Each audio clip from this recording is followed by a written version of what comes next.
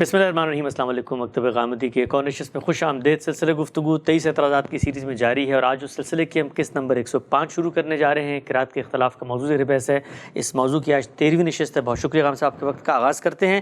گزشتہ نشست میں آپ نے جو بات بیان کی تھی اور جس پر ہم نے خاتمہ کیا تھا وہ یہ کہ رسالت مآب صلی اللہ علیہ وسلم نے جو قرآن ہمیں دیا اس میں دو مراحل الگ الگ پیش آئے ہیں، ایک لہجوں کے اختلاف کا معاملہ اور دوسرا سہو و نسیان، اور اسی طرح سے متن کو اپنے فہم سے پڑھتے ہوئے آدمی کہیں غلطی کر جاتا ہے تو اس معاملے میں رخصت کا پورا معاملہ۔ یہ دو الگ الگ واقعات ہیں، الگ الگ معاملات ہیں، الگ الگ رخصتیں ہیں، اور یہ جو روایت ہمارے سامنے ہے اس کے بارے میں آپ کا کہنا یہ کہ یہ بھی اختلاط کا شکار ہو گئی ہے۔ الگ الگ واقعات کو اگر دیکھ لیا جائے تو نہ صرف یہ کہ روایت بھی حل ہو جاتی ہے، بلکہ جتنے بھی اضطرابات خود ماضی کی علمی روایت نے اس روایت پہ پیش کیے ہیں وہ بھی حل ہو جاتے ہیں۔ میں چاہتا ہوں سلسلہ گفتگو کو وہیں سے جوڑیں، اور یہ بتائیے کہ روایتوں کا یہ ذخیرہ کیا آپ کے اس دعوے کی تائید کرتا ہے کہ واقعات الگ تھے، باتیں الگ تھیں، ملا دی گئیں؟ تو اب سمجھ میں نہیں آ رہی۔ یہ بحث جب سے شروع ہوئی ہے میں مسلسل یہ بتانے کی صحیح کر رہا ہوں کہ زمانہ نزول میں یہ دونوں باتیں ہوئیں، یعنی یہ کہ لوگ اپنے اپنے لہجے پر پڑھ سکتے ہیں، خاص طور پر عربوں کے لہجے، اس لیے کہ وہ اس وقت رسالت مآب صلی اللہ علیہ وسلم کے براہ راست مخاطبین تھے، اور دوسرے یہ کہ جن لوگوں نے قرآن مجید کو اپنے طور پر لکھ لیا ہے وہ اس کی تلاوت کر سکتے ہیں اور اس کو وہ اپنے فہم کے مطابق پڑھ سکتے ہیں۔ ہر شخص کے لیے اس مرحلے میں یہ لازم نہیں ہے کہ وہ رسالت مآب صلی اللہ علیہ وسلم کی قرات کی پیروی کرے۔ میں نے عرض کیا تھا اس کی وجہ یہ تھی کہ رسالت مآب صلی اللہ علیہ وسلم کی قرات کی پیروی اسی صورت میں ہو سکتی تھی جب کہ وہ شخص قرآن مجید کے پورے متن کو حفظ کر لے۔ قرآن مجید کو لوگ حفظ بھی کر رہے تھے، وہ اس قرات کی پیروی بھی کر رہے تھے، لیکن عام لوگوں کو یہ اجازت دے دی گئی کہ جس طرح ہم عربی زبان کی کتابیں پڑھتے ہیں وہ اس کو اسی طرح پڑھ سکتے ہیں۔ میں آپ کے سامنے اب وہ روایتیں رکھ دیتا ہوں جو ان دونوں چیزوں کو الگ الگ بیان کرتی ہیں۔ یعنی میں نے جو بات کہی وہ کیا تھی کہ ان روایتوں میں جو زیر بحث آئیں، سیدنا عمر کی روایت اور ابی بن کعب کی روایت، ان روایتوں میں اختلاط ہوا ہے۔ راویوں نے اپنے تصرفات سے ان دونوں باتوں کو ملا کے ایک بات بنا دیا ہے۔ آپ ذرا ان کو الگ الگ سنیے۔ اس میں سب سے پہلے جو روایت میں آپ کے سامنے پیش کر رہا ہوں وہ سیدنا عمر کے بارے میں ہے۔ یہ ابو طلحہ انصاری کی روایت ہے اور میں اس کو مسند احمد سے پڑھ رہا ہوں۔ اس کا رقم ہے 16366۔ روایت یہ ہے کہ کرا رجل عند عمر، ایک شخص نے عمر رضی اللہ عنہ کے سامنے قرآن مجید کی قرات کی، فغیر علیہ، تو عمر نے اس پر اعتراض کیا، اسے ٹوک دیا۔ فقال قرأت علی رسول اللہ صلی اللہ علیہ وسلم فلم یغیر علیہ، اس نے جواب میں کہا کہ میں نے تو اسی طرح رسالت مآب صلی اللہ علیہ وسلم کے سامنے قرآن پڑھا تھا لیکن آپ نے تو اس پر کوئی اعتراض نہیں کیا۔ قال فاجتمع عند النبی صلی اللہ علیہ وسلم، یہ بیان کرتے ہیں کہ پھر یہ دونوں نبی صلی اللہ علیہ وسلم کی خدمت میں حاضر ہو گئے۔ قال فقرأ رجل علی النبی صلی اللہ علیہ وسلم، اس شخص نے نبی صلی اللہ علیہ وسلم کے سامنے اسی طرح قرات کی جیسے کہ سیدنا عمر کے سامنے کی تھی۔ فقال له، تو نبی صلی اللہ علیہ وسلم نے فرمایا قد احسنت، تم نے اچھا ہی پڑھا ہے۔ قال فکان عمر وجد من ذلک، یہ بیان کرتے ہیں کہ یہ بات سن کر گویا عمر کے دل میں کھٹک سی پیدا ہوئی، یعنی یہ کیا بات ہے، ایسا کیوں کیا رسالت مآب صلی اللہ علیہ وسلم نے؟ ہم آپ سے قرآن کی قرات سنتے ہیں، اس کے مطابق پڑھتے ہیں، یہ اپنے طریقے پر پڑھ رہا ہے اور اس میں اس نے غلطی کی ہے۔ یعنی اگر رسالت مآب صلی اللہ علیہ وسلم کی قرات کے حوالے سے دیکھا جائے تو غلطی کی ہے، اس کو رسالت مآب صلی اللہ علیہ وسلم نے کہہ دیا کہ حسن تھا، تم نے اچھا ہی پڑھا ہے۔ فقال النبی صلی اللہ علیہ وسلم، اس پر یعنی یہ چیز محسوس کر کے نبی صلی اللہ علیہ وسلم نے فرمایا یا عمر ان القرآن کلہ ثواب، عمر قرآن مجید ان سب صورتوں میں پڑھنا ٹھیک ہے، ما لم یجل عذاب مغفرتاً او مغفرۃ عذابا، البتہ اس چیز کو ملحوظ رکھنا چاہیے کہ عذاب کی آیت مغفرت کی آیت میں تبدیل نہ ہو جائے اور مغفرت کی آیت عذاب کی آیت میں تبدیل نہ ہو جائے۔ یہ تبدیلی یہاں ایک مثال کے طور پر ذکر کی گئی ہے۔ یہ کس طرح ہو جاتی ہے اس کے لیے میں آپ کے سامنے ایک آیت پیش کرتا ہوں۔ قرآن مجید میں یہ فرمایا گیا ہے کہ انما یخشی اللہ من عبادہ العلماء، اللہ تعالیٰ سے تو صرف اس کے وہی بندے ڈرتے ہیں جو علم والے ہیں۔ ٹھیک، اب اس میں ایک چھوٹی سی آپ تبدیلی کر دیجئے، یعنی انما یخش اللہ کی بجائے انما یخش اللہ ہو پڑھ دیں، ایک نصب کو آپ ایک رفع میں بدل دیں، یا سادہ الفاظ میں کہیے تو ایک زبر کو ایک پیش میں بدل دیں، اور آگے العلماء کے رفع کو نصب میں بدل دیں، یعنی پیش کی جگہ زبر لگا لیں، تو معنی یہ بن جائیں گے کہ اللہ تو اپنے انہی بندوں سے ڈرتا ہے جو علم والے ہیں۔ اچھا، الٹ بالکل، معاذ اللہ جی، یعنی یہ صورت ہو جائے گی۔ تو رسالت میں آپ صلی اللہ علیہ وسلم نے فرمایا کہ اس کی احتیاط کرنی چاہیے۔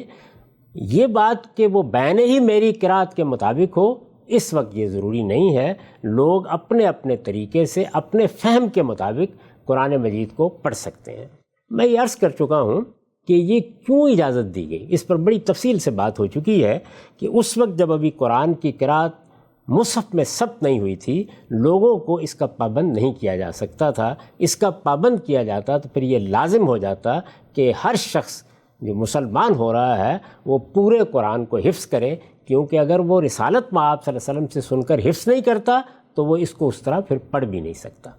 یہی روایت جو میں نے آپ کے سامنے مسند احمد سے رکھی ہے، طبری میں ذرا تفصیل کے ساتھ نقل ہوئی ہے، اور بعض دوسری اور حدیث کی کتابوں میں بھی اس میں کچھ اضافہ ہے، وہ بھی سن لیجئے۔ وہی بات بیان کیا انہوں نے، اسی طرح ایک آدمی کی قرات سنی، اسی طرح لے کر گئے۔ جب رسالت میں آپ صلی اللہ علیہ وسلم نے اس کی تصویب فرمائی تو فوقع فی صدر عمر شیء،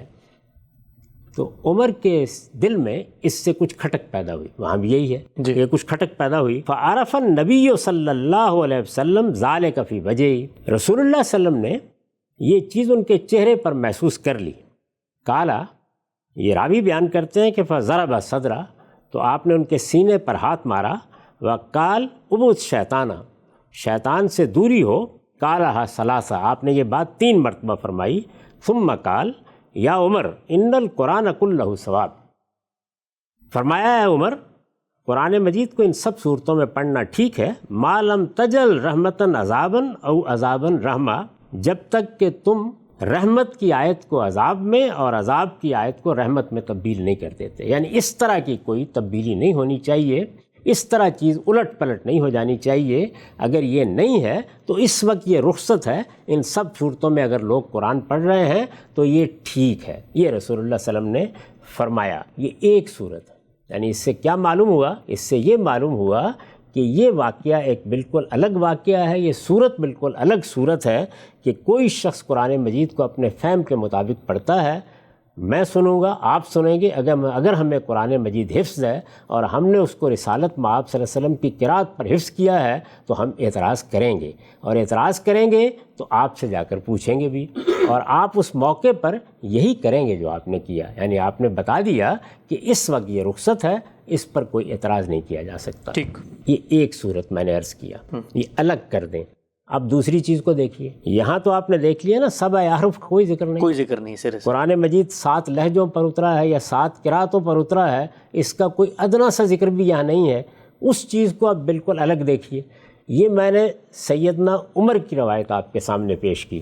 اب یہ روایات میں ابی بن کعب رضی اللہ عنہ سے پیش کر رہا ہوں۔ ابی بن کعب رضی اللہ عنہ وہ دوسرے شخص ہیں جن کو اسی طرح کا معاملہ پیش آیا، وہ ہم اس سے پہلے زیر بحث لا چکے ہیں۔ ذرا سنیے کہ وہ اس 7 احرف کے معاملے کو کس طرح بیان کرتے ہیں، یعنی وہاں تو اختلاط ہو گیا نا، جیسے میں نے عرض کیا، الگ سے کیسے بیان کرتے ہیں۔ یہ روایت مسلم سے ہے، صلاۃ المسافرین سے میں اس کو پڑھ رہا ہوں، اس کا رقم ہے 821۔ ٹھیک۔ ان النبی صلی اللہ علیہ وسلم کان عند اذات بنی غفار، ابی بن کعب بیان کرتے ہیں کہ نبی صلی اللہ علیہ وسلم بنی غفار کے جوہر یا تالاب کہیے، جیسے کہ عام طور پر دیہات میں ہوتے ہیں، اس کے پاس تشریف فرما تھے۔ قال فاتاہ جبریل علیہ السلام، وہاں جبریل آ گئے۔ فقال ان اللہ یامرک ان تقرأ امتک القرآن علی حرف، انہوں نے یہ کہا کہ اللہ تعالیٰ نے یہی بات کہی ہے کہ آپ کی امت قرآن مجید کو ایک ہی لہجے پر پڑھے گی۔ فقال، رسول اللہ صلی اللہ علیہ وسلم نے فرمایا، اسأل اللہ معافاتہ و مغفرتہ و ان امتی لا تطیق ذالک، میں اللہ سے عافیت کی اور عفو و درگزر کی درخواست کرتا ہوں، اس لیے کہ میری امت اس کا تحمل نہیں کر سکے گی۔ ٹھیک۔ یعنی یہ بات کہ وہ سب کے سب ایک لہجے پر قرآن پڑھیں یہ لوگوں کے لیے ممکن نہیں ہوگا۔ میں یہ عرض کر چکا ہوں کہ یہ کیوں ممکن نہیں ہوتا، اس پر ہم تفصیلی گفتگو کر چکے ہیں۔ یہ جو بات حضور نے فرمائی کہ لا تطیعوا ذالک، یعنی اگر یہ کہا جائے گا تو یہ تکلیف مالا یطاق ہوگی، یہ ممکن ہی نہیں ہے لوگوں کے لیے۔ ثم اتاہ الثانیہ، اس کے بعد جبریل دوسری مرتبہ آئے، فقال ان اللہ یامرک ان تقرأ امتک القرآن علی حرفین، اللہ تعالیٰ نے فرمایا ہے کہ یہ 2 لہجوں پر پڑھ سکتے ہیں۔ فقال اسأل اللہ معافاتہ و مغفرتہ، رسول اللہ نے پھر وہی بات کہی کہ میں تو اللہ تعالیٰ سے عافیت کی اور عفو و درگزر کی درخواست کرتا ہوں، وَإِنَّ أُمَّتِي لَا تُطِيقُ ذَلِكَ، نہیں یہ بھی نہیں ہو سکے گا، یعنی 2 سے بھی بات نہیں بنے گی۔ ثم جاءہ الثالثہ، پھر تیسری مرتبہ جبریل آئے، فقال، انہوں نے کہا ان اللہ یامرک ان تقرأ امتک القرآن علی 3 احرف، اللہ تعالیٰ نے فرمایا ہے کہ آپ کی امت 3 حرفوں پر 3 لہجوں پر قرآن پڑھ سکتی ہے۔ فقال اسأل اللہ معافاتہ و مغفرتہ وإن امتی لا تطیق ذلک، وہی بات پھر آپ نے عرض کی کہ میں تو اللہ تعالیٰ سے عافیت کی اور عفو و درگزر کی درخواست کرتا ہوں، میری امت اس کا تحمل نہیں کر سکے گی۔ ثم جاءہ الرابعہ، پھر 4تھی مرتبہ جبریل آئے، فقال ان اللہ یامرک ان تقرأ امتک القرآن علی 7 احرف، اللہ تعالیٰ نے ارشاد فرمایا ہے کہ آپ کی امت 7 لہجوں پر 7 حرفوں پر قرآن پڑھ سکتی ہے۔ فَأَيُّمَا حَرْفٍ قَرَأُوا عَلَيْهِ فَقَدْ أَصَابُوا، چنانچہ وہ ان میں سے جس لہجے پر بھی قرآن پڑھیں گے وہ درست ہی ہوگا۔ ٹھیک، تو یہ پوری بات خود ابی بن کعب بیان کر رہے ہیں۔ اب یہ دیکھیے کہ اس میں کسی آدمی کو لے جانے کا کوئی ذکر ہے نہیں، کوئی اعتراض کرنے کا ذکر ہے نہیں، یعنی ایک واقعہ ہے جس کو انہوں نے ان سب چیزوں سے مجرد کر کے اسی طرح بیان کر دیا ہے۔ ٹھیک، اور صرف یہی بیان نہیں کیا، میں ایک اور روایت آپ کے سامنے رکھتا ہوں، یہ ترمذی میں ہے، اس کا رقم ہے 2943۔ اس میں یہ بھی وہ واضح کر دیتے ہیں کہ رسول اللہ صلی اللہ علیہ وسلم نے یہ بات کس پس منظر میں کہی تھی، یعنی وہ کیا مسئلہ پیش آ گیا تھا جس کو سامنے رکھ کر آپ نے یہ درخواست کی کہ قرآن مجید 1 سے زیادہ لہجوں میں پڑھنے کی اجازت دی جائے۔ اس میں یہ بات بالکل واضح ہو جاتی ہے کہ لہجے ہی زیر بحث ہے۔ ٹھیک، ابی بن کعب بیان کرتے ہیں، انہی کی روایت ہے، یعنی یہ پہلی روایت بھی ابی بن کعب سے تھی، یہ دوسری بھی انہی سے ہے۔ ٹھیک، وہ بیان کرتے ہیں لقیہ رسول اللہ صلی اللہ علیہ وسلم جبریل، رسول اللہ صلی اللہ علیہ وسلم کی جبریل سے ملاقات ہوئی، فقال یا جبریل انی بعثت الی امت امین، تو رسول اللہ صلی اللہ علیہ وسلم نے ان سے کہا کہ اے جبریل میری بعثت امیوں میں ہوئی ہے۔ یہ آپ جانتے ہیں کہ قرآن میں بھی بیان کیا گیا ہے کہ آپ امی نبی ہیں اور آپ کی بعثت بھی امیوں میں ہوئی۔ بنی اسماعیل کو عام طور پر امی کہا جاتا تھا، اس لیے کہ وہ 2000 سال سے ان چیزوں سے واقف نہیں تھے کہ نبوت کیا ہوتی ہے اور کتاب کیا ہوتی ہے۔ بنی اسرائیل کے یہ علم تھا، تو بنی اسرائیل کے تقابل میں ان کو امی کہا جاتا تھا۔ رسول اللہ صلی اللہ علیہ وسلم نے فرمایا کہ میری بعثت امیوں میں ہوئی ہے، منہم العجوز والشیخ الکبیر، اور آپ جانتے ہیں کہ ان میں بوڑھی عورتیں ہیں۔ ایک عمر ہوتی ہے نا جس کے بعد آدمی آسانی سے کوئی چیز سیکھ نہیں سکتا، ان میں بوڑھی عورتیں ہیں، بوڑھے مرد ہیں، والغلام والجاریہ، لڑکے ہیں لڑکیاں ہیں، والرجل الذی لم یقرأ کتابا قط، ایسا شخص بھی مل جائے گا آپ کو، بہت سے مل جائیں گے کہ جنہوں نے کبھی کوئی کتاب پڑھی نہیں ہے۔ یہ صورتحال ہے، یعنی میں جن لوگوں میں مبعوث ہوا ہوں ان میں یہ سب لوگ ہیں، ہر قبیلے میں ہیں، آ رہے ہیں، ایمان لا رہے ہیں، تو یہ کیسے ممکن ہے کہ یہ سب کے سب ایک ہی لہجے میں قرآن پڑھ سکیں؟ تو جبریل نے اس کے جواب میں یہ کہا کہ یا محمد ان القرآن انزل علی 7 حرف، یہ قرآن 7 حرفوں پر یا 7 لہجوں پر نازل کر دیا گیا ہے، چنانچہ یہ لوگ اپنے اپنے لہجے میں اب اس کو پڑھ سکتے ہیں۔ اب یہ دیکھیے کہ یہ دونوں روایتیں جس معاملے کو بیان کر رہی ہیں اس میں کسی پہلو سے بھی وہ چیز زیر بحث نہیں ہے جو ہم نے اس روایت میں دیکھی تھی جو سیدنا عمر کی نسبت سے پہلے بیان کی گئی، جس پر اعتراضات کیے گئے تھے، یا ابی بن کعب کی نسبت سے بیان کی گئی۔ میں اب ان میں سے ایک ایک اعتراض کو آپ کے سامنے دہراؤں گا اور یہ بتاؤں گا کہ وہ اعتراضات جو ان دونوں روایتوں پر ہوتے ہیں، یعنی سیدنا عمر سے متعلق روایت جس میں ہشام بن حکیم بن حزام کے ساتھ ایک معاملہ پیش آیا، ابی بن کعب کی روایت جس میں تکذیب تک دل میں پیدا ہو گئی، اس کا ذکر ہوا ہے۔ ان دونوں روایتوں کے بارے میں جو اعتراضات میں نے کیے ہیں جو میں نے آپ کو پڑھ کے سنائے تھے، اب میں ایک ایک کو سامنے رکھ کر آپ کے سامنے یہ وضاحت کروں گا کہ اگر ان معاملات کو الگ الگ لے لیا جائے، یعنی یہ 7 احرف کا معاملہ الگ سے اس طرح بیان ہوا تھا، اسی طرح یہ بات کہ لوگ اپنے فہم کے مطابق تلاوت کر سکتے ہیں یہ الگ سے بیان ہوا تھا، اگر ان کو اس طرح الگ الگ رکھیں تو ان میں سے کوئی اعتراض بھی ان پر وارد نہیں، اور یہ الگ الگ خود روایت ہو چکے ہیں۔ یقیناً یہی بات ہے جس کے بارے میں نے کہا تھا کہ میں آپ کے سامنے اب وہ روایتیں رکھ دوں گا۔ ہماری پچھلی نشست میں یہ پوری بات تو میں نے بیان کر دی تھی، یہی کہا تھا کہ میں وہ روایتیں رکھ دوں گا آپ کے سامنے، جس سے واضح ہو جائے گا کہ اصل میں یہ 2 الگ الگ باتیں تھیں، 2 الگ الگ طریقوں سے بیان ہوئی تھیں۔ جن راویوں نے اس میں کوئی اختلاط نہیں پیدا کیا وہ اسی طرح ان کو الگ الگ بیان کر رہے ہیں، لیکن بعض راویوں نے اپنے تصرفات سے ان کو ایک روایت یا ایک واقعہ بنا دیا اور پھر وہ سارے اعتراضات پیدا ہو گئے۔ ٹھیک، یہ اعتراضات آپ جانتے ہیں کہ اس سے پہلے بھی میں نے اپنی کتاب میزان سے آپ کو پڑھ کے سنائے تھے جی۔ اس میں پہلا اعتراض یہ تھا کہ یہ روایت بالکل ناقابل فہم ہو گئی، یعنی سیدنا عمر کی روایت بھی اور ابی بن کعب کی روایت بھی بالکل ناقابل فہم ہو گئی ہے، اور اتنی ناقابل فہم ہو گئی ہے کہ اس کا مفہوم ایک معمہ بن گیا ہے۔ چنانچہ بہت سی تعویلات کرنے کی کوشش کی گئی ہے۔ میں نے عرض کیا تھا کہ زرکشی نے 14 کے قریب اس کی توجیحات کی ہیں یا نقل کی ہیں، اور اس کے بعد کوئی بات نہیں ہے کہ جو حتمی طور پر کہی جا سکے۔ بالآخر لہجوں ہی کے معاملے میں وہ کچھ فرمایا ہے جو میں آپ کے سامنے پڑھ کے رکھ چکا ہوں۔ یہاں دیکھیے امام سیوطی نے، میں نے عرض کیا تھا کہ اس پر گفتگو کی، جتنے اقوال ہو سکتے تھے وہ نقل کیے، اور آخر میں یہ کہا کہ یہ تو پھر من جملہ متشابہات ہی ہو سکتی ہے، یعنی وہ چیز جس کی حقیقت کو اللہ ہی جانتا ہے، ہم اس کو نہیں سمجھ سکتے۔ یہ دیکھ لیجئے کہ یہ دونوں چیزیں جب الگ الگ ہم نے کر دیں تو ان میں سے کسی کے بارے میں بھی اب یہ نہیں کہا جا سکتا کہ یہ ناقابل فہم ہے۔ یعنی یہ بات کہ عربوں کے مختلف لہجے تھے، رسول اللہ صلی اللہ علیہ وسلم نے مختلف لہجوں پر پڑھنے کی اجازت دی، بلکہ یہ اجازت اللہ تعالیٰ سے چاہی، جبریل نے آ کے یہ اجازت دی، اور یہ کوئی 7 کے قریب لہجے تھے جن پر یہ اجازت دے دی گئی۔ اس میں کیا چیز ہے کہ جو ناقابل اور فہم یاد آج بھی قائم ہے، وہ یہ آج بھی اسی طریقے سے قائم ہے، کوئی چیز ناقابل فہم نہیں ہے۔ جی۔ دوسری چیز کو دیکھیے، یعنی رسول اللہ صلی اللہ علیہ وسلم نے یہ اجازت دی کہ لوگ اپنے فہم کے لحاظ سے اپنے علم کے مطابق قرآن کی قرات کر سکتے ہیں، اس میں کچھ اختلاف ہوگا رسالت میں آپ صلی اللہ علیہ وسلم کی قرات سے۔ اس طرح کا کوئی آدمی مسجد نبی میں آ کے نماز پڑھے گا، سیدنا عمر بھی اس پہ اعتراض کر سکتے ہیں، ابی بن کعب بھی اعتراض کر سکتے ہیں، لے کے بھی جا سکتے ہیں۔ اس میں کیا چیز ہے جس میں استبعاد ہے؟ لے کے جائیں گے تو رسالت میں آپ صلی اللہ علیہ وسلم وہی بات کہیں گے جو آپ اس شخص کو کہہ چکے ہیں کہ تم پڑھ سکتے ہو، یہی کہیں گے نا۔ جی۔ اس میں اگر کچھ ہلکی سی کھٹک بھی پیدا ہو جاتی ہے دل میں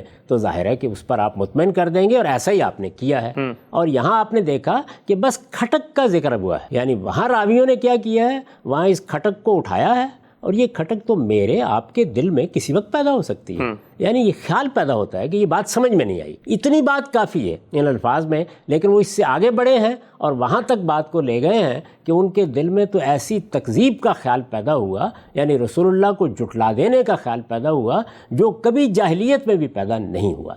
اس سے اندازہ کر سکتے ہیں آپ کہ راویوں کے تصرفات بات کو اٹھا کر کہاں سے کہاں پہنچا دیتے ہیں۔ وہ چیز بھی بالکل ناقابل فہم ہو گئی تھی، اور میں نے عرض کیا تھا کہ وہاں پر تو خرق عادت سے کام لینا پڑتا ہے، اس لیے کہ جب اس درجے کا خیال پیدا ہو جائے تو پھر کس طرح اس کو دور کیا جائے گا۔ اور بات ایسی ہے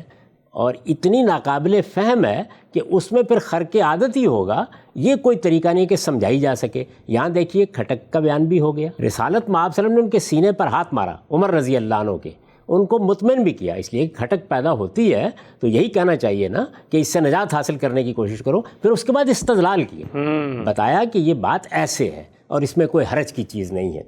تو اب آپ یہ کہہ سکتے ہیں کہ دونوں واقعات کو الگ کر لیں، دونوں باتوں کو الگ کر لیں، تو یہ بات کہ یہ ناقابل فہم ہے یہ واپس لینا ہوگی، یعنی اب یہ بالکل قابل فہم ہو گئی۔ یعنی ابی بن کعب نے جس طرح اس کو بیان کیا کہ قرآن مجید 7 لہجوں پر نازل ہوا، بالکل قابل فہم ہے، اور عمر رضی اللہ عنہ کو جو واقعہ پیش آیا وہ اگر ابی بن کعب کو بھی پیش آیا ہے اور اتنا ہی پیش آیا ہے تو بالکل قابل فہم ہے۔ یہ پہلی بات۔ دوسری بات میں نے یہ عرض کی تھی کہ اس کی کوئی توجیہ ہم کریں گے تو واحد معقول توجیہ کیا ہو سکتی ہے؟ یہی ہو سکتی ہے نا کہ ہم 7 احرف کو لہجوں کے لیے لے لیں، یہ ہم نے لہجوں ہی کے لیے لے لیے،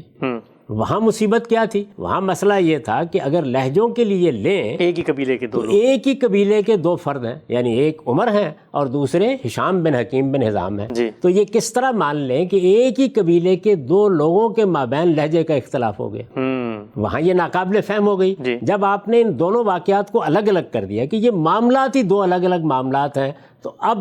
اگر آپ ان روایتوں میں یا جس طرح کے بعض دوسرے صحابہ نے بھی انہیں بیان کیا ہے کہ انزل القرآن علی سبعۃ احرف، تو آپ بالکل آسانی کے ساتھ کہہ سکتے ہیں کہ حرف کا لفظ یہاں لہجے کے معنی میں استعمال ہوا ہے اور لوگوں کو مختلف لہجوں پر پڑھنے کی اجازت دی گئی تھی، اس لیے کہ وہ تضاد اب روایت سے نکل گیا۔ اور سیدنا عمر کی روایت میں جب دو لوگ گئے ہیں، اور سیدنا عمر کی روایت میں جو مسئلہ پیدا ہوا ہے کہ وہاں وہ لے کر گئے ہیں، وہاں ظاہر ہے لہجہ زیر بحث ہی نہیں، وہاں ایک دوسری بات زیر بحث ہے۔ تو دونوں روایتیں یا دونوں واقعات یا دونوں معاملات یا دونوں صورتیں جب الگ الگ ہو گئیں تو یہ اعتراض بھی ختم ہو گیا۔ جی اس کے بعد دیکھیے تیسری بات ہم نے یہ کہی تھی کہ اختلاف اگر الگ الگ قبیلوں کے افراد میں تھا تو تب بھی یہ انزلہ کا لفظ کیوں استعمال کیا گیا؟ اگر آپ پورے قرآن کے بارے میں یہ بات کہیں کہ وہ 7 لہجوں پر 7 مرتبہ نازل کیا گیا تو ناقابل فہم ہے، یعنی یہ بات نہیں مانی جا سکتی۔ اس کی میں نے ایک توجیہ کر دی تھی کہ اگر انزلہ کے لفظ کو ہم یہاں 2 پہلوؤں سے دیکھ لیں، یعنی ایک یہ کہ اصلاً اجازت دی گئی تھی، لیکن چونکہ اجازت اللہ تعالیٰ نے دی اور جبریل نے آ کے بتایا کہ اجازت دے دی گئی ہے، تو اللہ تعالیٰ کی اجازت کو اس سے تعبیر کر دیا گیا۔ میں نے عرض کیا تھا کہ ہم رسالت مآب صلی اللہ علیہ وسلم کی تصویب کو اسی طرح عام طور پہ تعبیر کرتے ہیں۔ جی اور دوسرا پہلو یہ کہ کوئی ایک حصہ قرآن کا یا کوئی ایک سورہ جو اس وقت نازل ہو رہی تھی اس کو انہوں نے 7 لہجوں میں پڑھ دیا تاکہ رسالت مآب صلی اللہ علیہ وسلم کو یہ اطمینان ہو جائے کہ یہ قرآن اوپر سے اس اجازت کے ساتھ نازل کر دیا گیا ہے کہ لوگ اس کو اپنے اپنے لہجے میں پڑھ سکتے ہیں۔ تو یہ توجیہ بھی معقول حد تک بتا دیتی ہے کہ انزلہ کا لفظ اگر استعمال ہوا ہے اور کسی راوی نے اپنے طور پر اس کو داخل نہیں کیا تو یہ بھی بالکل قابل قبول ہے، اس کے اوپر کوئی بڑا اعتراض باقی نہیں رہتا۔ جی چوتھی اور آخری بات ہم نے یہ کہی تھی کہ ہشام کا یہاں ذکر ہوا ہے۔ ہشام کون ہے؟ ہشام وہ ہیں کہ جو فتح مکہ کے دن ایمان لائے ہیں۔ اب ایک آدمی فتح مکہ کے دن ایمان لایا ہے اور وہ سیدنا عمر جیسے شخص کو یہ بتا رہا ہے کہ قرآن مجید رسالت مآب صلی اللہ علیہ وسلم نے مجھے بالکل مختلف قرات پر پڑھا دی ہے، یہ بات کس طریقے سے باور کی جائے؟ نہیں باور کیا، یعنی 20 سال کا تعلق، شب و روز کے ساتھی، تو کیا یہ مانا جائے کہ رسول اللہ صلی اللہ علیہ وسلم چپ کے دوسرے لوگوں کو، اسی قبیلے کے لوگوں کو کسی دوسرے طریقے پر قرآن پڑھا دیتے تھے؟ نہیں۔ اب دیکھیے کیا یہ اعتراض باقی رہتا ہے؟ نہیں، سیدنا عمر کی روایت یعنی اگر لہجوں کا کوئی اختلاف سامنے آیا ہے تو وہ بھی بالکل معقول ہے، بات سمجھ میں آتی ہے۔ اور اگر تھوڑی دیر کے لیے مان لیں کہ ہشام ہی نے اس موقع پر غلط طریقے سے قرآن پڑھا تھا یا اپنے فہم کے مطابق قرات کی تھی یا رسول اللہ کی قرات سے مختلف قرات کی تھی، تو معاملہ کیا الگ سے پڑھانے کا زیر بحث ہے؟ چپ کے پڑھانے کا زیر بحث ہے؟ دوسری قرات کا زیر بحث ہے؟ اس شخص کے فہم کا معاملہ زیر بحث ہے، اور یہ اختلاف ہو سکتا ہے، اور وہ ہر معاملے میں ہو سکتا ہے، وہ ہر معاملے میں ہو سکتا ہے، اور بلکہ وہ روایت زیادہ معقول ہو جاتی ہے اس لیے کہ ہشام نئے نئے مسلمان ہوئے ہیں۔ بڑی اہم بات، ابھی یہ ضروری نہیں ہے کہ وہ قرآن حفظ کر لیں، یعنی عمر تو پہلے دن سے قرآن حفظ کر رہے ہیں، دوسرے صحابہ بھی کر رہے ہیں۔ مدینے میں رسول اللہ صلی اللہ علیہ وسلم کے پرانے ساتھی جو حفاظ قرآن ہیں وہ تو جتنا قرآن نازل ہوتا ہے اس کو یاد کر لیتے ہیں، یہ ابھی مسلمان ہوئے ہیں فتح مکہ کے دن، تو ان کو اگر رسول اللہ نے یہ اجازت دی کہ تم اپنے فہم کے مطابق پڑھ سکتے ہو اور کسی موقع پر انہوں نے پڑھ کے سنایا تو آپ نے اس پر نکیر بھی نہیں کی، اس لیے کہ آپ نکیر کر دیتے تو یہ خبر تو ہر جگہ پہنچ جاتی، تو پھر لوگ اپنے اپنے فہم کے مطابق پڑھنے کی جسارت نہ کرتے۔ تو اگر رسول اللہ صلی اللہ علیہ وسلم نے اس طرح کی تصویب فرمائی تو یہ بالکل قابل فہم ہے، سمجھ میں آتی ہے۔ یعنی یہاں کوئی سوال نہیں کہ قرآن کسی دوسری قرات پر اترا ہے یا قرآن مجید مختلف طریقوں سے آسمان سے نازل ہوا ہے،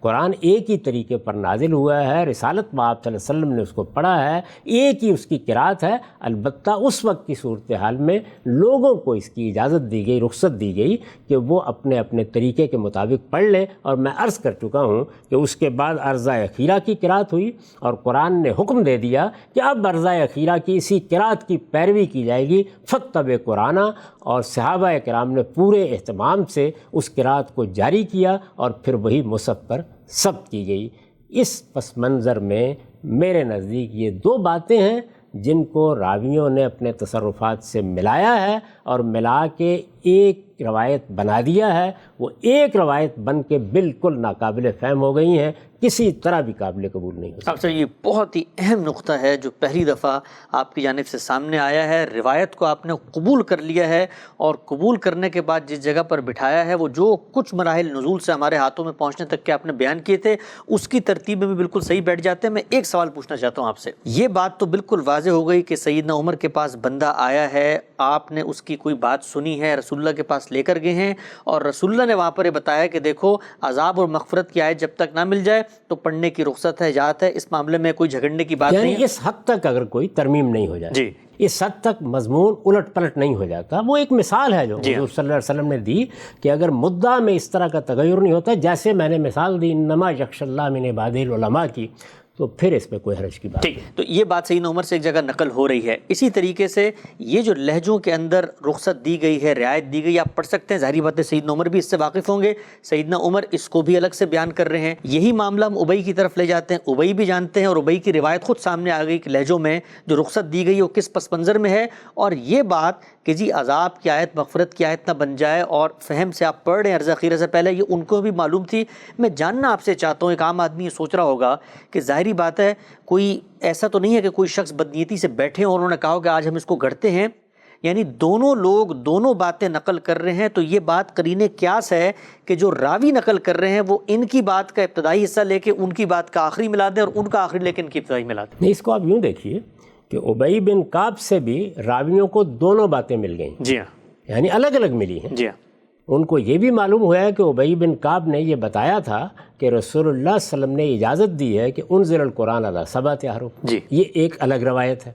اور دوسرا واقعہ بھی ان سے نقل ہو گیا۔ یہی معاملہ عمر رضی اللہ عنہ کے بارے میں ہوا، یعنی انہوں نے بھی کسی موقع پر یہ بیان کیا کہ رسول اللہ صلی اللہ علیہ وسلم نے یہ فرمایا تھا کہ انزل القرآن علی سبعۃ احرف، اور پھر یہ واقعہ جو میں نے آپ کو سنا دیا ہے یہ بھی کسی موقع پہ بیان کیا۔ یعنی واقعہ عمر کے ساتھ پیش آیا ہے یا ابی بن کعب کے ساتھ پیش آیا تو وہی بیان کریں گے نا۔ تو انہوں نے اگر یہ واقعات بھی بیان کیے ہیں اور انزل القرآن علی سبعۃ احرف کو بھی الگ سے روایت کیا ہے، تو آہستہ آہستہ 1.5 صدی ہے نا جس میں یہ چیزیں آگے پہنچی ہیں، تو یہ جو آگے پہنچنے کا عمل ہے اس میں چونکہ دونوں کے دونوں وہ بات بیان کر رہے ہیں اور دونوں باتیں بیان کر رہے ہیں، تو اگر کسی راوی کو یہ غلطی لگ گئی کہ اس نے ان کو ملا دیا، یا 2 یا 4 کو غلطی لگ گئی، تو یہ بالکل قرینِ قیاس ہے۔ اس لیے کوئی ضروری نہیں ہے کہ یہ مانا جائے کہ کسی منافق نے یہ سب کچھ کیا ہے، یہ غلطی بالکل اسی طرح لگ سکتی ہے جس طرح میں اس سے پہلے واضح کر چکا ہوں کہ رب الفضل کی روایتوں میں لگی ہے، اس میں بھی یہی ہوا